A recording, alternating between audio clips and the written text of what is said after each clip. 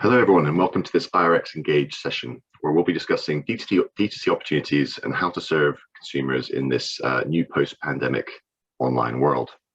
So we're joined today by three titans of the online retail space. So we have Tom Wallace, who is Chief Marketing Officer at Gusto, who needs no further introduction. I'd say Sarah Wilcox, who is owner and CEO of Screen Pages, who are a full-service e-commerce agency that focus on delivering leading-edge e-commerce services and also specializes in digital transformation. We have Richard McGuinness, who is the CRO at eDesk, and they are a e-commerce customer service platform that combines customer interactions and helps companies manage tickets and customer support teams, amongst many other things, I'm sure. So I'm very tired of using the word unprecedented. I've used it a lot over the last 12 months. However, it has been an unprecedented period for retail. I am Director of Insight at the British Retail Consortium, and we work with 180 of the country's leading retailers.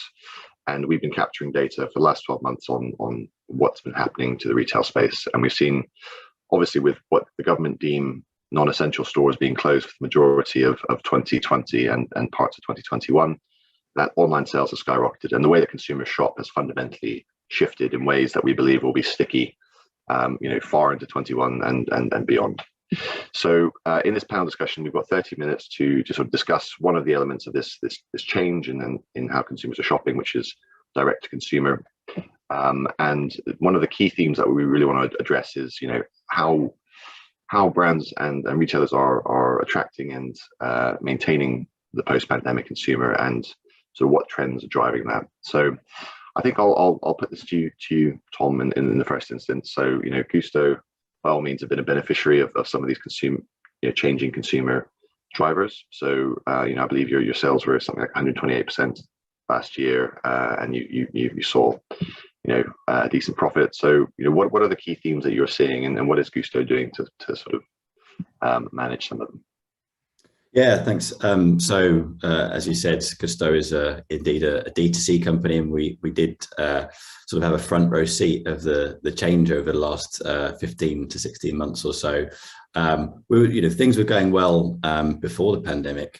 The day that March last year that Boris announced the sort of stay-at-home order, we saw huge spikes in demand to the extent that we had to start turning away customers. That was a decision we had to make very early on. And from that point on, as we saw in the rest of the grocery industry, there was a huge shift in online shopping, partly out of necessity, people needing to get hold of food in some way or another, but partly through convenience as well. So people realized that they were able to get food delivered to the door without going to the shops. And in terms of trends, we've seen that continue. So every month, every quarter, we thought, do we need to revisit this? Do we need to see if it's going to slow down? But we saw the stickiest customer behavior we've ever seen, of course, throughout most of last year. People joining and staying, our existing customers persisting, keeping their subscription active. They really, really sort of found it essential in many ways. So amazing to see that trend continue. And even now, going into 2021 and this year, as things have started to unlock, those behaviors have remained. And we see it as, people are trying the service for the first time, telling their friends about it, and actually being quite satisfied with it. So we spend a lot of time focusing on customer service. NPS is our North Star metric at the moment, making sure we're getting that as high as possible. And we're seeing that sticky behavior continue. So it's really, really interesting to see that behavior stay over time, as there are lots of predictions about whether people would go back to shopping the way they would, but it's still continuing. And I think it's partly convenience, people realizing that it's easy to get it to their house, and they can personalize what it is that they're going to order. They can choose from a whole bunch of different recipes based on whatever the dietary needs are, what their tastes are, and so on. And also, some people realize it's actually a really sustainable way of shopping. They only get the amount that they need, and they're not wasting anything. So lots and lots of reasons why people are seeing the benefits of it, and then decided to continue with that, even though they have other options, of course, today. Excellent. Some really interesting stuff there. You touched on NPS, and I'll come back to that in a second. But I guess before I move on, I suppose Sarah, I might come to you. So you have obviously quite a high exposure to a number of e-commerce businesses, and your client base, work a lot in this space. Are there any sort of headline changes that you've seen amongst your customers, or perhaps more broadly following the sector over the last year? Well, yeah, so some of our customers have done extremely well. If you're selling food, groceries, or essentials, or products, that I would call that you can sort of DIY at home, stay at home, amuse yourself, do up your house, do up your car kind of products, then those clients have done really well. They've seen an uptick in revenues, and so it's been a great time for them, although it has also been quite stressful for them. So some of them had to also suspend some of their services temporarily during the first lockdown while they geared up to fulfill 3, 4, 5 times the amount of orders they normally receive.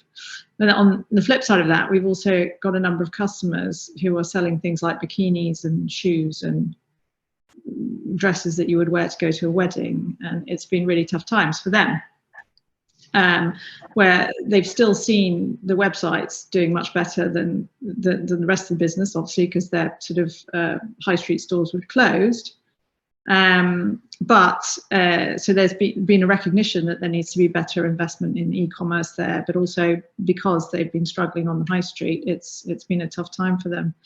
And then we've also had a number of brands who've never sold start their first direct consumer transactional website, recognizing that, whilst they were supplying restaurants and bars and whatever with their products, they had all this product and nobody to sell it to, so they spun up direct consumer initiatives overnight. Of course, the challenge for those sorts of businesses is understanding the whole end-to-end process, and it's not an uncomplicated process. It's not just about having an e-commerce website, but also retaining that customer, as Tom said.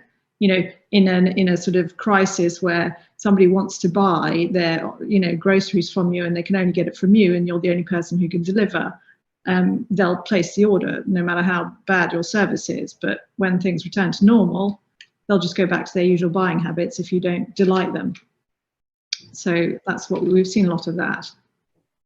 You're right. We did some research with Google actually over the course of the pandemic, and there was some crazily high numbers. 86% of consumers, I think, had tried a brand that they'd never shopped with before over the course of the pandemic. So it was really a sort of significant period of change. And to your point, I think around retailers being at different points in their journey, you've obviously got the sort of companies that don't even view themselves as retailers or brands, but tech companies disrupting a particular vertical, and those who, as you said, didn't even have an online proposition at the beginning of the journey. I think that what we've been hearing is that the innovation life cycle has been shortened from significantly, in some cases from months to weeks, as people were spinning up new things to try and capture some of this latent demand. And Richard, I'll move on to you. So I mean, one of the ways, so we're talking about how consumer behaviors are changing, and one of the ways that you sort of determine how they're engaging with your brand and you build some of that loyalty is by listening to them.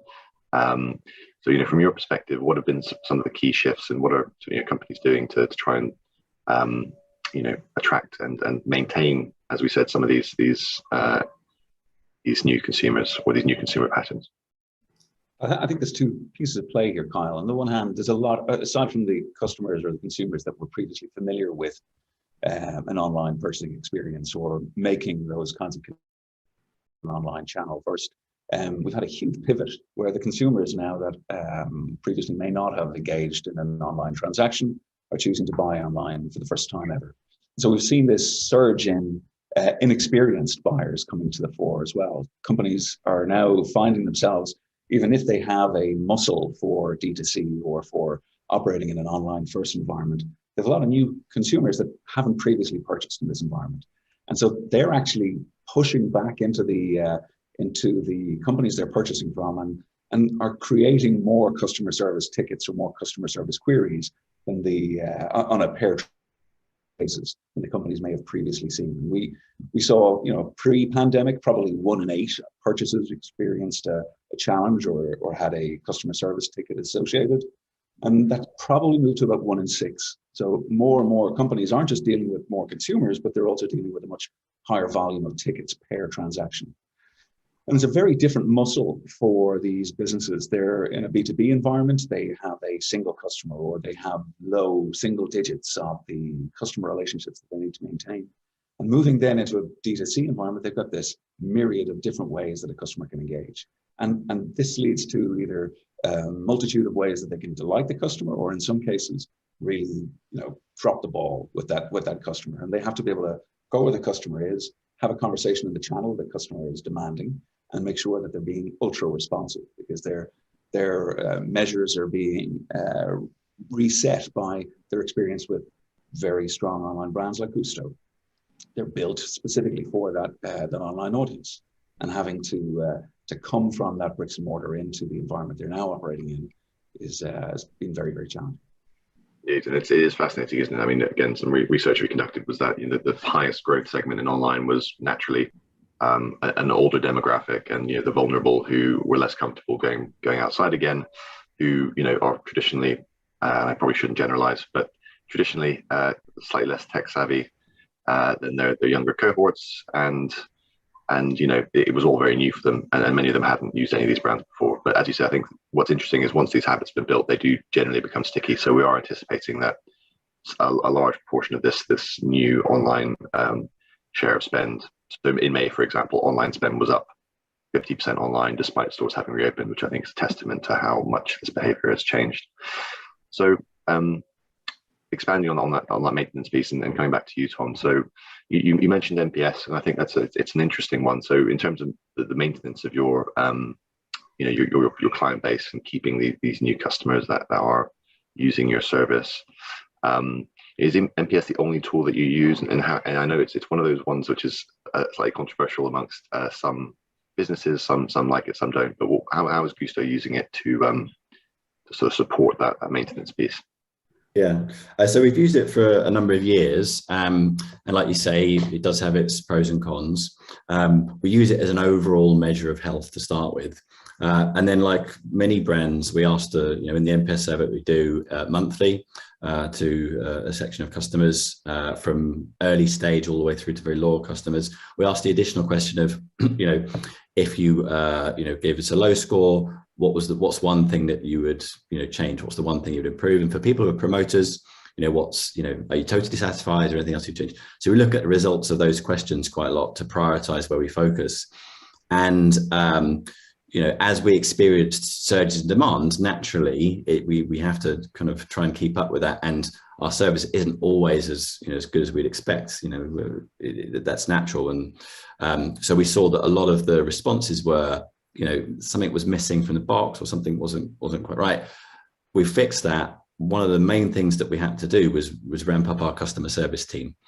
So we scaled that up massively. We also scaled our ability to automate self-service as well. So we started, a couple of years ago, every single customer came through on an email or on a chat or on a phone. Now, up to 40% of our queries can be sort of responded to automatically, and customers are very satisfied with that. So yeah, definitely deep diving into the drivers behind the NPS scores that are given has been really important to us.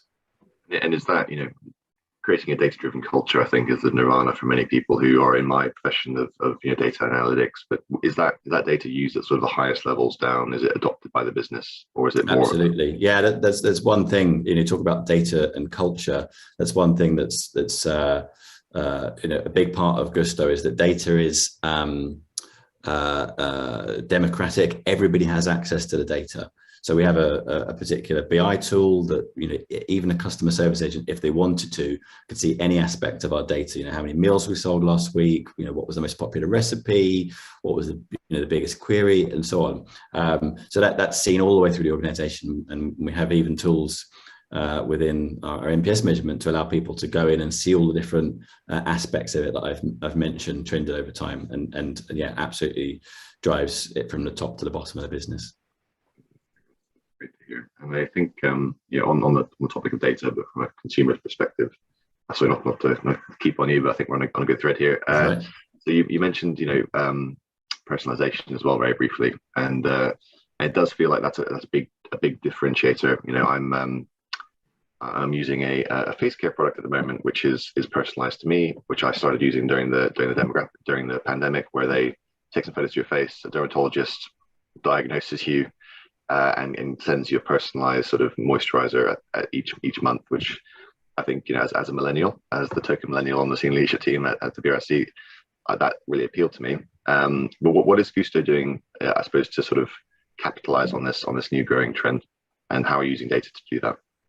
So we use it in lots of ways. One way that customers would probably see the most is in recommendation. So one of the benefits of being able to sell direct to consumer is, of course, that we can offer quite a lot of choice, and we can also learn from their behavior because we get that data back from them. And so as choice expands, potentially confusion can grow, and you get overwhelmed by the number of different things you could select from. So what we found is that after people have placed a couple of orders, we can see the trends in what they're buying. Maybe they are we ascertain that they're vegetarian, or that they prefer more varied cuisines, and so very quickly we start to recommend and show as a sort of priority on the menu for them, chosen for you, the meals that they're more likely to pick, and that's the benefit for them, is that it just speeds up the whole process. One of the things that people use us for is the speed. They can go from nothing in 60 seconds to having 4 meals ready to be delivered to them, and so being able to see just a list of 15 or 20 recipes that we know they're going to like means that they can be even faster on getting what they want. And also if people have got certain preferences, we learn that as well to some extent, and therefore they're not going to see the kind of meals that include ingredients that they don't like, especially if they're vegan, where we sort of recognize that relatively quickly. Interesting stuff. So changing tack slightly. So Richard, I mean, we talked about, I mentioned that Google stat of 86% new companies, 86% of consumers trying new companies over the pandemic. I think I seem to remember EDS published some research around this, and how consumer preferences are changing, and how this usage of new brands is impacting sort of return policies. Is there anything you'd like to sort of tell us about any of that? Yeah, I mean, why does a consumer choose your brand over another? Why is it a company is chosen by a first-time purchaser to be the venue of choice for me to make this transaction? And I just go back to something Tom talked about there, and we mentioned NPS scores as a very strong measure of how well you're serving the customer that you're seeking. That's a very internal and a very internal-facing stat for a company. Customers are making decisions based on the feedback that other customers are leaving for your brand. And so it becomes something then that as I then engage with, as a first-time purchaser, as I engage in the little bit of research that I'm doing, I'm choosing Gusto because they have a great Trustpilot score. I'm choosing company X because they've got a great Google review. And it becomes so important when I'm making that first decision to buy or purchase in the first case, what sort of trail of review has been left behind by the brands that I'm faced with. And I think that's something that we've got to, as an economy, turn into, is we've got to make sure that we're satisfying each customer. The delight that you talked about earlier, that's got to be front and center of every transaction, but not just that we internally measure it as a business, but we're also broadcasting how either Trustpilot or Google reviews or Amazon score or wherever else it might be. Customers are making decisions based on the transaction experience that previous customers have had. So if that becomes the focus for a business, it is less about the price. It's less about even potentially the ability to have next day or same day delivery. It's about how much equity does this brand carry when I'm going online.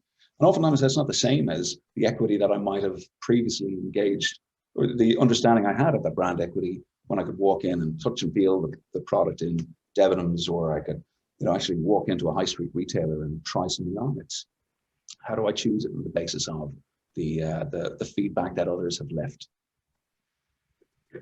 Good point. I think the reputation piece is incredibly important at the moment. I was just literally talking about this with Ernst & Young's head of retail, and how purpose-driven retail is increasingly important. So people want to know the story behind a brand, how they source the product, transparency, what their values are and whether they're aligned to theirs. So we're approaching the last 5 minutes of the session. So I guess I'll move it on to you, Sarah. I know you've got some thoughts on the reputation piece. Well, I think that most of our clients, if they've been in e-commerce for a long time, understand the value of reviews and ratings. And there are some very interesting stats that we benchmark all the time about, how if a product is very well reviewed by customers, it's more likely to sell on a website versus a product that has no customer reviews, not necessarily because it's a better product, but just because people believe what the customer says more than they believe what you say about the products that you're trying to sell. There's always that slight sort of, I'm selling, I can't touch and feel it like you say, so I've got to rely on other people who've actually had that experience already to put my mind at rest. But there are two types of reviews. There's the review of the actual product, which is really important, but then there's also the review of the service, and that's becoming increasingly important. And what I've noticed is that some brands are actually prioritizing service through their e-commerce offerings over the service that they're actually offering in store. And I think that that's a very interesting trend. So if you look at brands like H&M, they've reopened a lot of their stores. Obviously, they've struggled a lot, but it's so much easier to buy online, even though you can't try it on, because at the moment you still can't try things on in store because they're understaffed. So why bother getting in your car, going to the shop when you can just have it delivered to your house for free, try it on, and then they'll collect it for free if you don't like it and refund you. And it's all automated and it's all convenient. And that kind of service is really important. So it's not just about the customer acquisition, reviews and rating piece. It's about retaining that customer, which is super, super important with direct to consumer, because the longer you retain them, the more data you have about their preferences, the more information that gives you about what sorts of products and services you need to offer. And so you can't, it's the race to zero if you're just constantly acquiring new customers and they're churning. It doesn't sort of teach you anything about what you're doing, and it's very difficult to make money that way and keep your business afloat. So there's an awful lot to be said about all sorts of user-generated content, not just reviews and ratings, but also posts on Instagram, tweets on Twitter, all of that stuff. It's super important, and more companies are building that into their online offering to show new customers and existing customers how that they're part of a community and everybody's happy and they want to remain part of that experience, basically. Absolutely, and I think that surprise and delight piece, the experiential retail, which I think a lot of companies could do quite well in store, because we've been talking about it for a number of years. There's not a huge number, and I'll exclude Gusto from this number, but there's not a huge number who are doing it well when it comes to online, because it's a new beast for a lot of the retailers involved. But I think we haven't touched on social, and I'm aware of time. It's a huge topic, but that is an interesting piece as well around, Primark is a good example, have sort of 100,000 Instagram followers, even though you can't buy their items online. I think reaching consumers where they consume content is incredibly important, and those who don't will inevitably be left behind. But so with 1 minute to go, does anyone have any sort of closing thoughts, anything that we haven't touched on, any sort of learnings from 2020 that they'd like to share as a closing thought? Not that I could share in 1 minute. Fair point. I suppose I can perhaps give our perception. So I think we've identified probably 5 key drivers for consumer behavior over the next 12 to 24 months. There's price sensitivity, so consumers are increasingly driven by price. Anxiousness, so how consumers will react in a post-pandemic world voluntarily to the fact that the government may be saying it's safe, but consumers may not feel that it is. Purpose, which we've sort of talked about, which is your brand mission and how that ties into your product set. sustainability will be a key piece. So, how transparent is your supply chain? What's the provenance of your products? And, what's the carbon and water and other costs of the final mile delivery of your products? And they will be the key drivers going forward. But I want to say thank you very much to all of our panelists today. It's been a fantastic discussion. So thank you, Tom, Richard, and Sarah, for your time. Thank you to everyone who tuned in, and we hope to see you at the rest of the RX Engage events over the course of today and tomorrow. Thank you. Thanks.